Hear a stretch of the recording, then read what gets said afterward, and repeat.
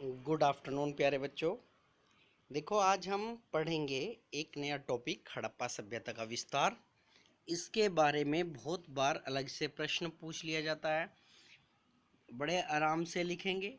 अगस्त 1947 में भारत विभाजन के समय इस सभ्यता के केवल 40 स्थानों के बारे में ही जानकारी थी।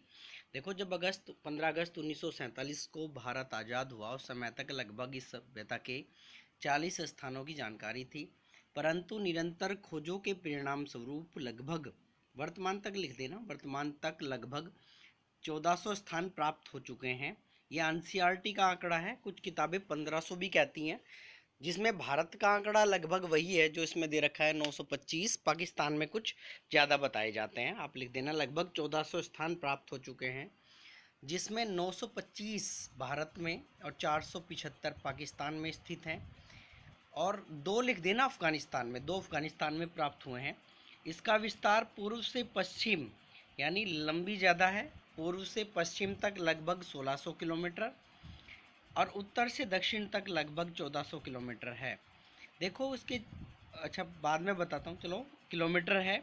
यह क्षेत्र मिस्र और मेसोपोटामिया के कुल क्षेत्रफल का लगभग 20 गुना है।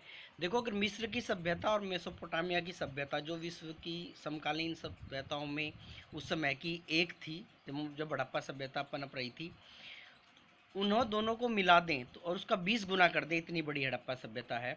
यह लगभग 12,50,000 वर्ग किलोमीटर क्षेत्र में फैली हुई थी।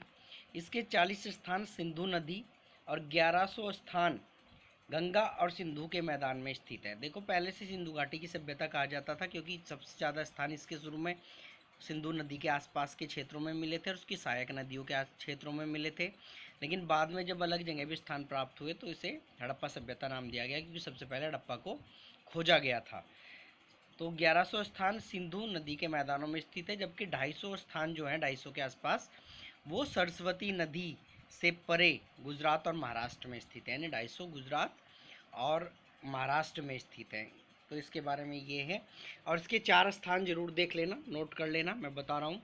सबसे उत्तरी स्थान मांडा का जम्मू कश्मीर में पड़ता है। सबसे दक्षिणी स्थान दाइमाबाद, ये पड़ता है आपका महाराष्ट्र में।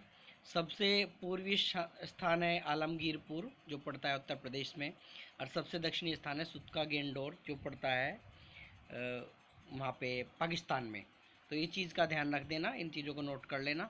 और फिलहाल धन्यवाद।